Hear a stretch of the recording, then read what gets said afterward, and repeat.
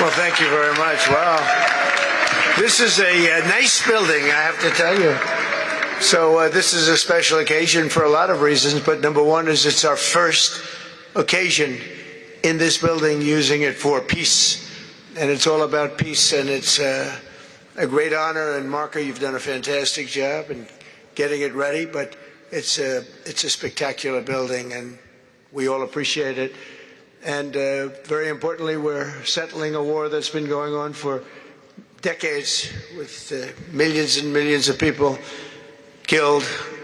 And these two gentlemen spent a lot of time backstage talking to each other, and over at the Oval Office. We were at the Oval Office together. It was beautiful. And I think it's just a very important day. And we have other leaders from other countries. And you said such beautiful things. I'd love to have you come up. We'll finish up, and then I'd love to have you come up, and if you could issue the words that you just issued backstage. It usually doesn't work, you know. It usually never happens. They said, oh, they said it much better before, but you will probably do better up here. But I'd love to have you say how you felt, because it is an amazing day. Great day for Africa, great day for the world, and for these two countries, and they have so much to be proud of. And I want to thank the leaders. I want to thank you very much. It means maybe more because we are here together for the first time ever in this building. Brand new, beautiful building. I don't want to tell you how much it costs, because I hear it's a lot.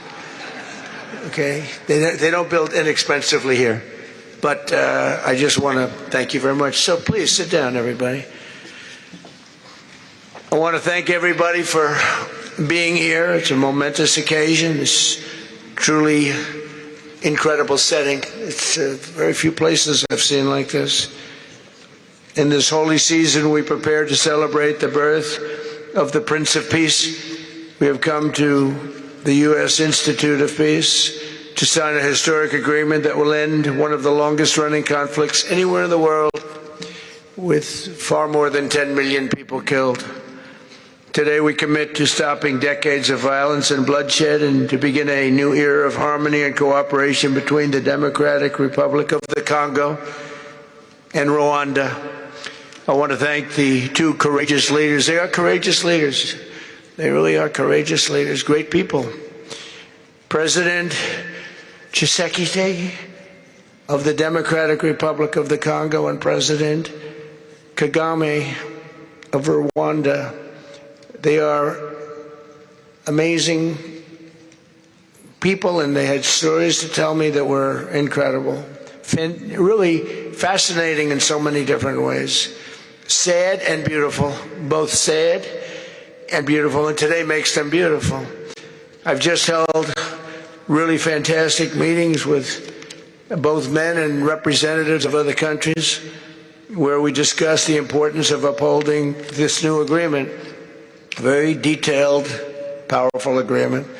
I also want to thank several foreign guests and dignitaries in attendance to celebrate this magnificent event, including the President of Angola.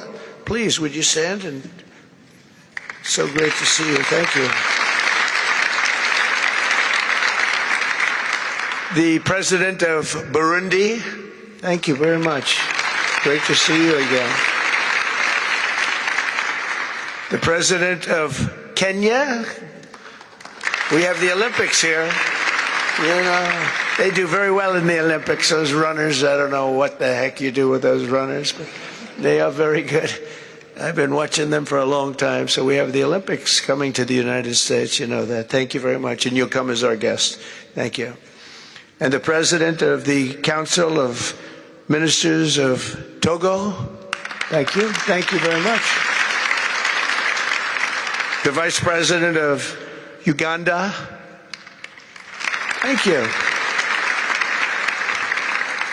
It's such a beautiful color. Like all these guys are wearing these dark suits. You just stand out for a lot of reasons. You're beautiful. The Foreign Ministers of Qatar. Thank you. Thank you very much. Say hello to my friend, a great man. And the United Arab Emirates. Thank you. Thank you. My regards, right? And the Chairman of the African Union Commission. who's done a fantastic job, and thank you for all your help. We appreciate all your help. A special group of people. A very special thanks as well to Secretary of State Marco Rubio. Marco, please stand. Thank you. And thank you for putting a certain name in that building. I said, boy, that is beautiful. That blew up last night. They said, that's a great honor. It really is. On this building, it's a great honor. Thank you very much. I assume you had a lot to do with that. Just a little bit. Yeah. Thank you. Appreciate it. And Senior Advisor for Africa, Masad Boulos, who's been fantastic. Thank you, Masad. All of these people, every one of them were indispensable in forging this agreement. Let me also recognize Senators Mike Rounds and Lindsey Graham. Lindsey, thank you. Mike, wherever you may be. Thank you. Thank you, Mike. Representatives Ronnie Jackson. Where's Ronnie? Ronnie is that great guy. He won his race in Texas by 48 points, right, Ronnie? So I don't have to ask if he's in any... I don't even have to endorse him anymore. It doesn't matter. Save the paper, right? Great job. Chris Smith. Chris? Thank you, Chris. Great. Good job. Trent Kelly. Trent? Thank you very much. Thank you. And the acting president of the Institute for Peace, Darren Beatty. Thank you, Darren, very much. Thank you very much, Darren. For more than 30 years, one of the worst conflicts on earth has been raging in eastern Congo. Millions and millions of people have been tragically killed, went on forever, and countless more have been displaced from their homes. Families have been destroyed.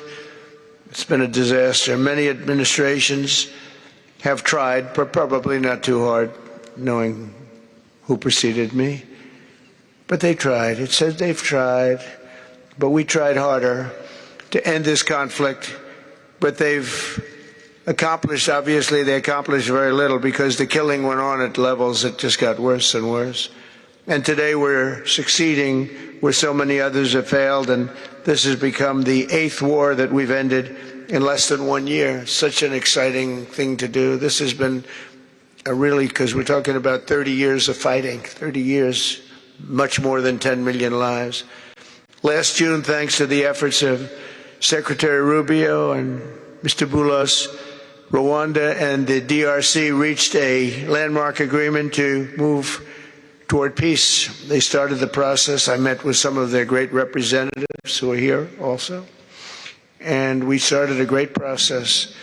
The compact we're signing today, which will be known as the Washington Accords, everybody sort of liked that name, formalizes the terms agreed to in June, including a permanent ceasefire, the disarmament of non-state forces, provisions for refugees to return to their homes, and justice and accountability for those who have committed illegal atrocities. Very importantly, this agreement also creates a new framework for economic prosperity. There's tremendous wealth in that beautiful earth. It's beautiful earth. But it was stained badly with blood, tremendous amounts of blood. But in the region that will support a lasting peace, and the Democratic Republic of the Congo and Rwanda have agreed to more closely integrate their economies with each other rather than fighting. And they'll be doing that. And these two gentlemen are very smart, and I think they liked each other a lot. I spent time with them. I think they like some people may be surprised. I really do. I think they've spent a lot of time killing each other, and now they're going to spend a lot of time hugging, holding hands, and taking advantage of the United States of America economically like every other country does. So they're going to do very well. But they do have some very valuable things. They're going to have a lot of money and a lot of success, and I think they're going to get along really well, so I hope so. Thank you very much. Look at them. Look at the way they love each other. Thank you. So I have a lot of confidence in both leaders. We'll keep these commitments. I know they're going to keep them and follow through on the agreement and create a much brighter future for the people of their countries. And they're heroes within their countries because of today. This is a big story. And So much is being written and said. All of the newscasts have it at the top of the list. And they are heroes, and we want to keep it that way. Today, the United States is also signing our own bilateral agreements with the Congo and Rwanda that will unlock new opportunities for the United States to access critical minerals and provide economic benefits for everybody. And we'll be involved with sending some of our biggest and greatest companies over to the two countries, and we're going to take out some of the rare earth and take out some of the assets and pay, and everybody's going to make a lot of money. These are just two of the many new agreements related to mineral supplies that my administration has achieved this year, including with Australia, Japan, Kazakhstan, Malaysia, South Korea, and many other countries. With all of these agreements, we're forging new economic security partnerships that protect the interests of America and our friends and partners, and a core feature of my administration's national security strategy, a big part of which are the tariffs. We're taking in trillions of dollars in tariffs. Nobody's ever seen anything like it, and it's given us really great national security. We'll be paying down debt. We'll be making distributions to people. And we're really doing a job. It's amazing. I was with a gentleman, the future king of Saudi Arabia, and you've heard me say this a couple of times, but 2 months ago when I was over there, he said, and actually Qatar is represented today, and UAE is represented, and your leader said the exact same thing, different words, but the exact same thing, that 1 year ago, they thought our country was dead, and now our country is the hottest country anywhere in the world. We're the hottest country anywhere in the world. Nobody's ever seen anything like it. We have over $18 trillion, that's just in 10 months, pledged or being invested or pledged to be invested in the United States. Think of that, 18 trillion. The highest amount we've ever had is 1.5. Under the Biden administration, they did much less than 1 in 4 years. Think of that. So they did less than 1 trillion in 4 years. We have 18 trillion in 10 months. It's going to be much more than that, too. No other country in history has ever been close, no matter what country you pick. So I want to thank you again, everybody, for your great vision. And I want to thank the people, especially the people that we named. Some of the others that unfortunately we didn't name, we just couldn't do that. But for your vision and for your courage, because it's made it possible to begin healing old wounds and transcending past differences and creating a future where every child of God can live in dignity, prosperity, and peace. And these are two very good men, and they're two potentially very strong countries.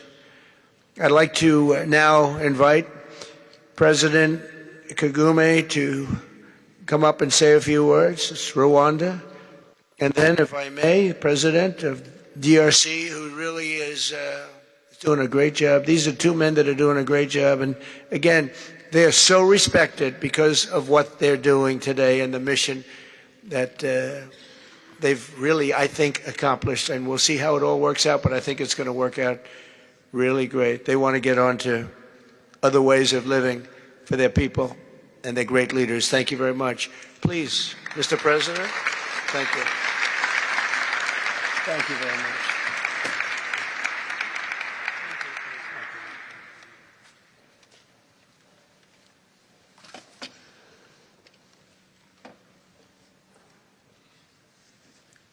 Excellency Donald Trump, President of the United States of America, Excellencies, heads of state and government and former heads of state, distinguished ladies and gentlemen,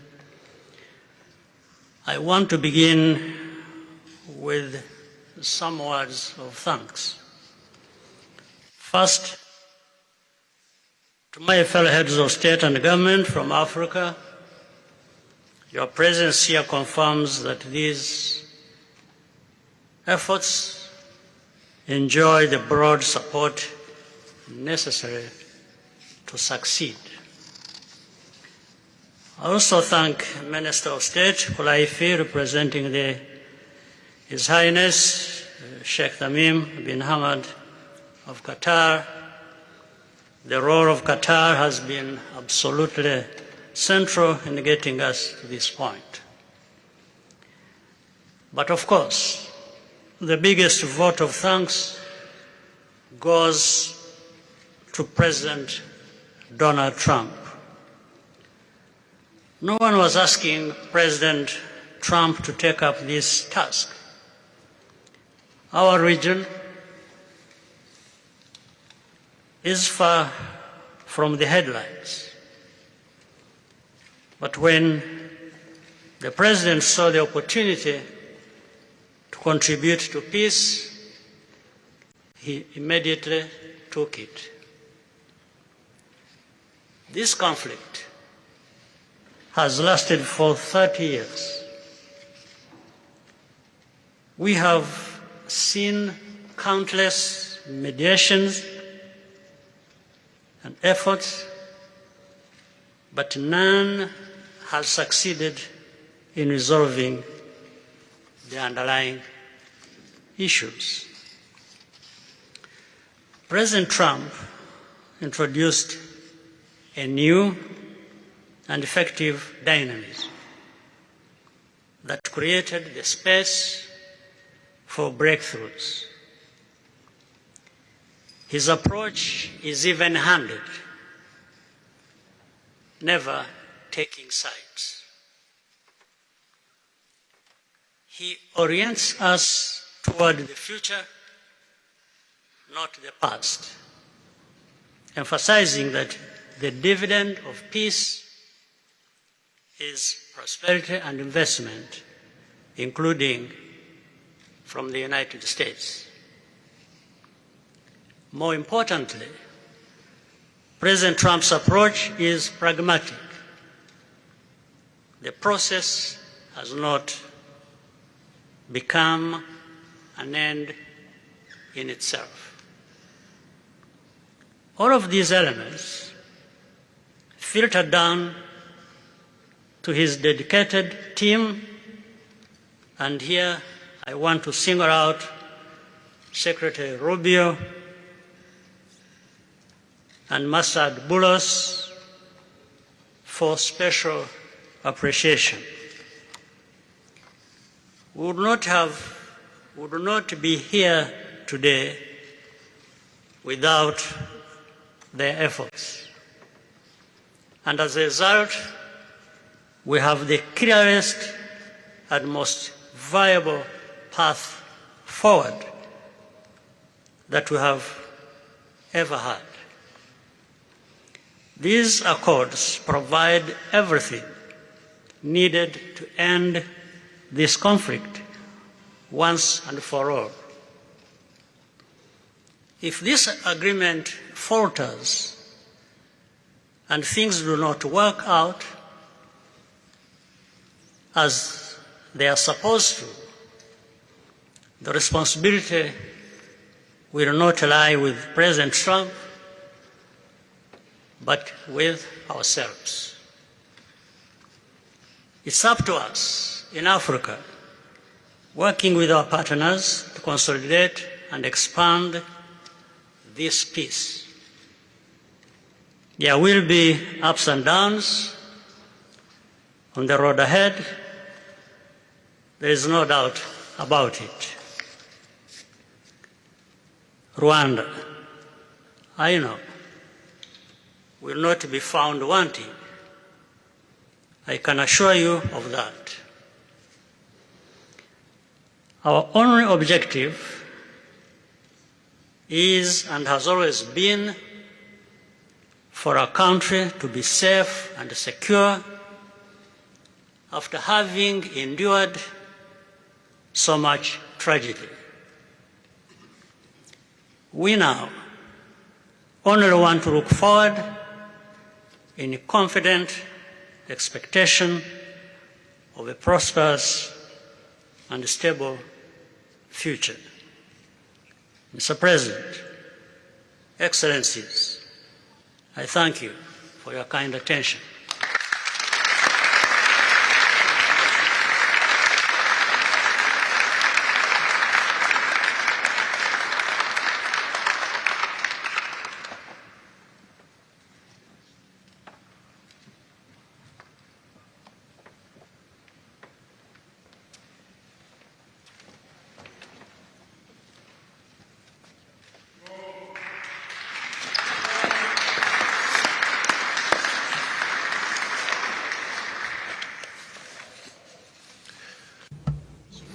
Mr. the President of the United States, Donald Trump, ladies and gentlemen, dear members of the delegations, distinguished guests, as we have just placed our signatures at the bottom of the joint declaration enshrining the Washington agreements for peace and prosperity, I do feel, on behalf of the people of Congo, a deep gratitude and clear hope. First of all, I would like to express quite solemnly our deep thanks to the President of the United States of America, Mr. Donald Trump. I would like to thank his administration and also wish to thank the American people for the critical role that they played for the rapprochement, the closening between the Democratic Republic of Congo and the Republic of Rwanda. To these thanks, I also bring in all of our regional partners and our international partners who, thanks to their commitment and engagement, have consistently made this critical moment possible in the road to peace. First and foremost, we have Sheikh Yanim bin Ahmad Adani. We have President João Manuel Lourenço Gonçalves, who is the President of Angola and the acting President of the African Union. And we also have the former President of the Republic of Kenya, my brother, Uhuru Kenyatta, who I can see here in the room. These two great Africans who are at the beginning, who started the Rwanda and the Nairobi processes. And beyond them, I wish to thank also all of the African leaders who contributed to help us in this struggle. And I do hope that we have, yes, reached the end. The Washington agreements are not yet another document. These represent a turning point. They bring together under a coherent architecture a declaration of principles of a peace agreement and also the regional economic integration framework to provide to the peoples of the region a new perspective, a new outlook, namely to finally overcome the cycle of violence, of forced displacements, of mistrust, defiance, in order to begin a new era of friendship, cooperation, and prosperity all shared together. For those involved, the Democratic Republic of Congo takes this solemn commitment to implement with complete sincerity all of our obligations that stem from this agreement. We will do this with seriousness, with rigorousness, and also the constant care for peace and the security of our populations, for the unity and the integrity of our territory. We do hope that thanks with the same seriousness that the Republic of Rwanda will also respect fully the letter and the spirit of the commitments made here in Washington. We are reaching out for a peaceful cooperation based on mutual respect, non-interference, and the joint struggle against the armed groups, the end of all support to negative forces, and the beginning of fair prosperity on behalf of our two populations. I do believe this day is the beginning of a new path. A demanding path, yes indeed, quite difficult, but this is a path where peace will not just be a wish, an aspiration, but a turning point. The Democratic Republic of Congo will fully play its part with dignity, with consciousness and consistency, and with the support of our partners. We will remain watchful, vigilant, but not pessimistic. We'll be clear-eyed, but resolutely optimistic. These Washington agreements for peace and prosperity must be for our peoples a symbol of an irreversible commitment to turn the page of confrontations and to open a new era of cooperation and sustainable peace throughout the region. Thank you.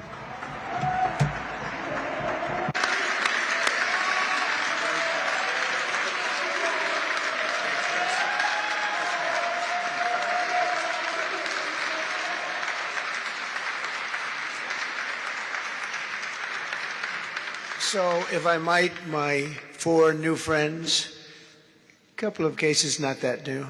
Could you come up, please? Do you mind? Please.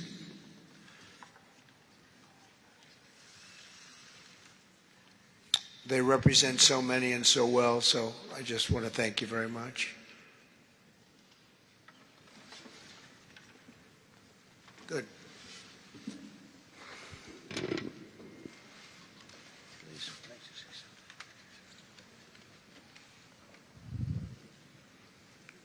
Sr. Presidente Donald Trump, Presidente dos Estados Unidos da América, caros convidados, altas entidades aqui presentes, senhores jornalistas, eu gostaria de realçar a importância desta cerimônia aqui em Washington, D.C.,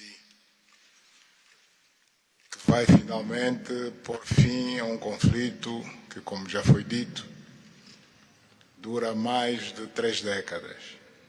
Não são exatamente 30 anos, mais do que 3 décadas. Um conflito entre irmãos, países vizinhos e irmãos, que deviam se dar bem, mas que, por razões de diversa ordem, têm vindo a se degladiar ao longo dos anos, com pesadas consequências, quer para as populações de ambos os países, como também para as respectivas economias. A região dos Grandes Lagos é uma região das mais ricas do mundo, não apenas da África. É enormemente rica em recursos hídricos, terras aráveis, florestas, recursos minerais que estão no subsolo, mas, sobretudo, rico nas suas pessoas, com um potencial muito grande para desenvolver aquela região de África que pode catapultar o desenvolvimento de outras regiões igualmente do nosso continente. O mundo atravessa hoje uma crise energética e alimentar. Nós estamos a dizer que a África, e em particular essa região dos Grandes Lagos, tem o potencial, não digo de resolver, mas de contribuir consideravelmente para a resolução dessas 2 grandes crises, quer alimentar, quer a energética, não apenas para o nosso continente, mas para o mundo. A grande barragem do Inga, adormecida há bastantes anos, pode contribuir enormemente para a eletrificação do continente e, consequentemente, para a sua industrialização. Em termos de agricultura, o facto de ter terras aráveis, um índice de chuvas bastante regular e abundante, pode-se desenvolver agricultura naquelas regiões para alimentar o continente.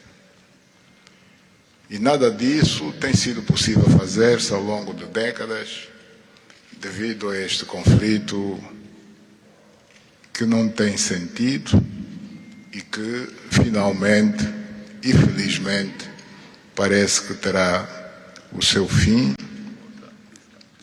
hoje aqui em Washington, D.C. Nós procuramos fazer a nossa parte, e quando digo nós, estou-me a referir a Angola, ao Quênia e outros países também africanos, procuramos fazer o melhor para chegarmos a este momento.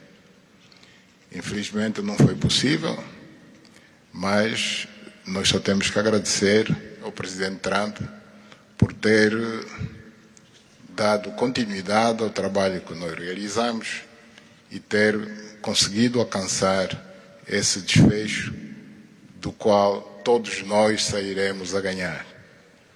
Portanto, mais uma vez, o presidente Trump fez a parte que lhe compete e nós esperamos e acreditamos que é o que vai acontecer, que as duas partes, ou seja, as autoridades da República Democrática do Congo e da República do Rwanda também farão a sua parte para a implementação com êxito deste acordo. Uma coisa é assinar um acordo, outra coisa que é mais difícil, mas é possível, desde que haja vontade política, é implementar em tempo útil tudo aquilo que nós acordamos e assinamos. Parabéns a todos. Muito obrigado. Your Excellency, the U.S. President, President Trump, dear guests, and dear dignitaries present here and press members. I would like to highlight the importance of this ceremony taking place in Washington, D.C., because this has come to put an end to a war that has been there for more than 3 decades, because it's not just exactly 3 decades, but it's more than 30 years. And this is a conflict that has been there between two neighboring countries, which have been fighting for many years with consequences on the peoples, countries, economies, and so forth. And these consequences also were felt in the Great Lakes region, which is a very rich region in Africa, rich in terms of water resources, arable lands and forests, and as well as mineral resources which are important for the development of a region. So it's important that we've reached to this point where the agreement is going to be, has been signed, a peace deal, which will benefit immensely the whole region and will unleash the opportunities for the development of our continent, and as well as to helping the whole world in terms of fighting against the food crisis and energy crisis which the whole world is going through now. We believe that the Great Lakes region will have to play a great role in providing resources to the international community. And of course, solving this conflict will also help solve other crises, not only in the continent as we know, but worldwide. For example, the Great Inga hydro project in Congo is important. It can help to electrify the continent and consequently help in terms of developing agriculture and providing agriculture, arable lands and abundant resources that we have that can be used. We know that Africa possesses a lot of other resources such as rainfalls which are important for agriculture. So nothing has nothing would justify this war, but eventually the most important thing that it has come to war. We sought as Africans to do our part. When I say Africans, I mentioned countries such as Angola, Kenya, and other African countries, but unfortunately we couldn't make it. But we now want to thank President Donald Trump for having helped to reach this important milestone. We believe, once again, we have to thank him for what he has done, and what comes next now is to appeal to the two parties, that is the Democratic Republic of the Congo and the Republic of Rwanda, to implement successfully this agreement for the benefit of their countries, their people, and including our continent of Africa. Thank you very much.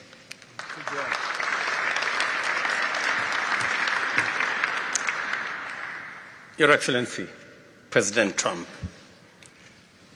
fellow heads of state, today's signing of the Washington Peace Accord for Eastern DRC is not merely a monumental diplomatic milestone.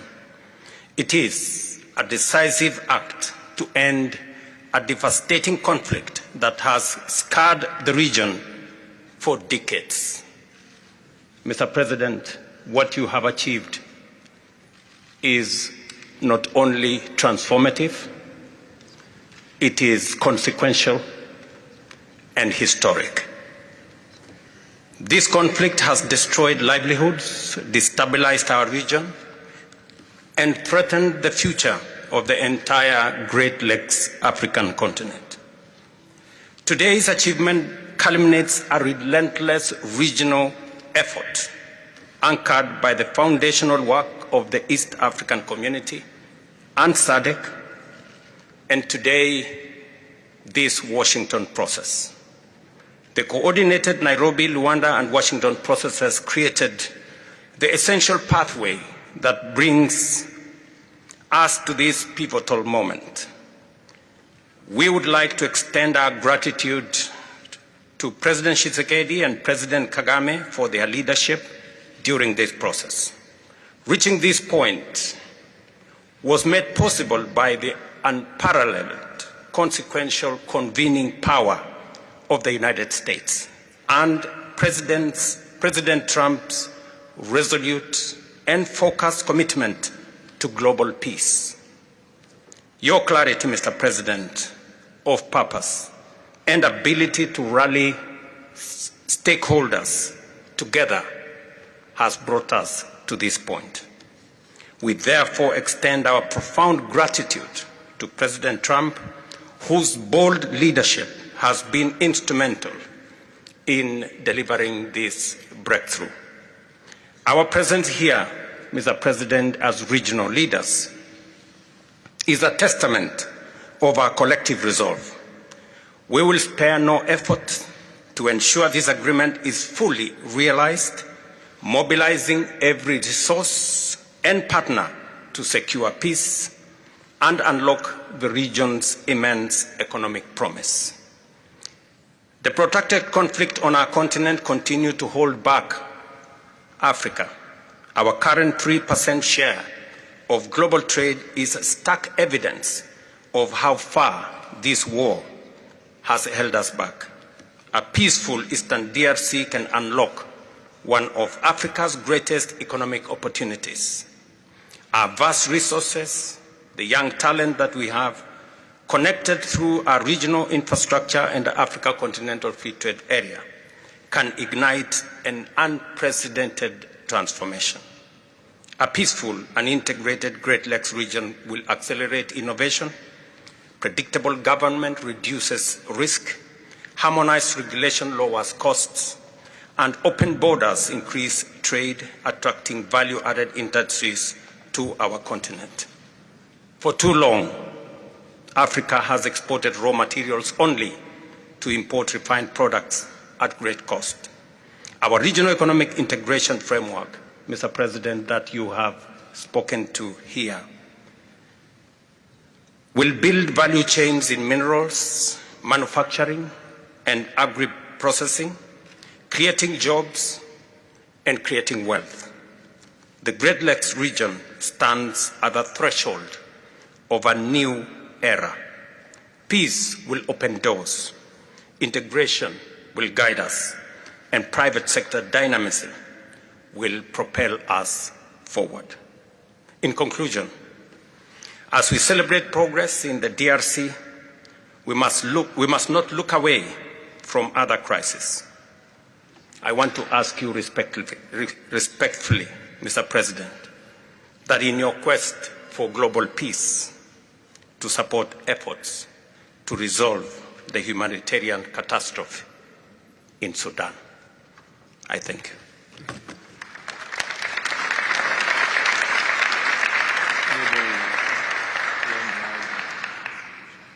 Excellence, le chef d'État et de gouvernement ici présent. Heads of state and government, dear delegations, it is with great joy that I speak today before you in order to express my joy. There is a time for everything. There's a time for destruction, and there's a time to build. There's a time for despair, and there's a time for hope. Today, we are experiencing a great day. We are looking forward to this agreement, which will give back hope to the peoples of Congo and of the sub-region. I would like to congratulate everybody involved who made this great day possible.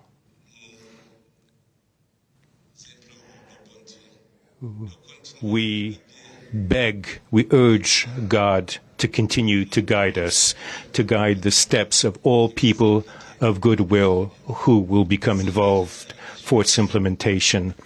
Committing oneself is something, but implementing is something else, which is why I call upon all of you, provide your contribution to actually implement this accord. As far as we are concerned, this agreement on regional economic integration, well, Burundi and the DRC already represent an economic community of the countries of the Great Lakes region. Burundi has a major role to play in order to indeed implement these existing cooperation agreements between the three states. We hope that together we'll be able to achieve a long-lasting peace and stability throughout the region. Thank you very much.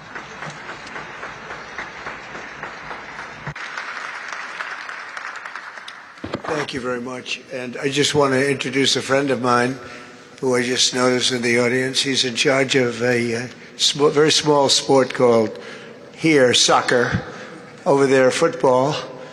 So nobody knows really what to call it. Johnny, thank you very much. The head of FIFA is here. And I can report to you that we have sold more tickets than any country anywhere in the world at this stage of the game. And I think we probably broke all records before you even get close. And you have a big event on Friday at the Trump Kennedy Center. Oh, excuse me, at the Kennedy Center. Pardon me, I've such a terrible mistake, Marco. At the Kennedy Center, and I look forward to seeing you there. But I want to congratulate you. No, it's really taken the world by storm. You've never done anything like what's happening in terms of ticket sales. I'm making a lot of enemies telling people, I'm sorry, I can't get you tickets. I just can't do it. But congratulations, you've done a fantastic job. A great leader in sports and a great gentleman. Thank you very much, Johnny. And now we're going to sign a very important agreement. Thank you.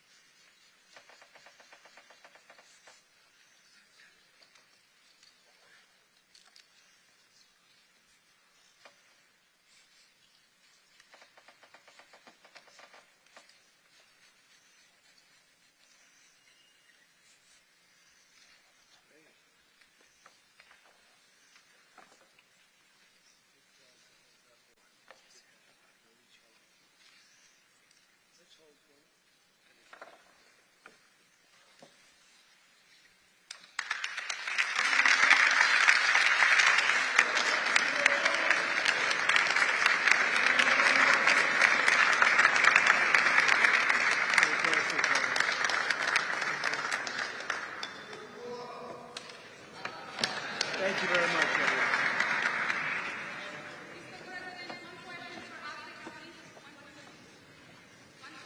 Go ahead. I know you and you're very friendly, so I'll take it. Otherwise, I wouldn't take it. Go ahead. Mr. President, we are witnessing a historic moment for Africa. My question to you is, when we will see the withdrawal of strong Rwandese troops from DRC, and when we will see the real peace? Because even now, we are witnessing historical peace deal, but people are being still killed. DRC, because the troops continue there. Because this peace to be real, the troop needs to withdraw from DRC. When we will see the withdrawal, I think Mr. you're President? going to see very quick and very quickly. I think you're going to see things happen.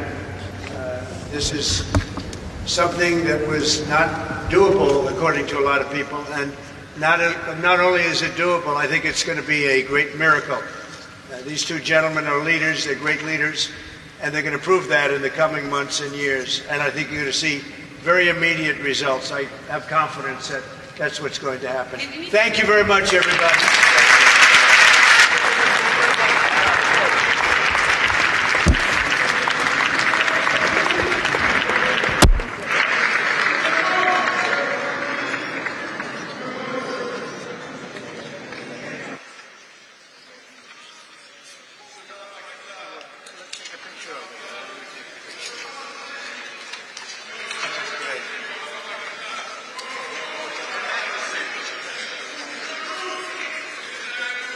That's a big deal. They like it. People.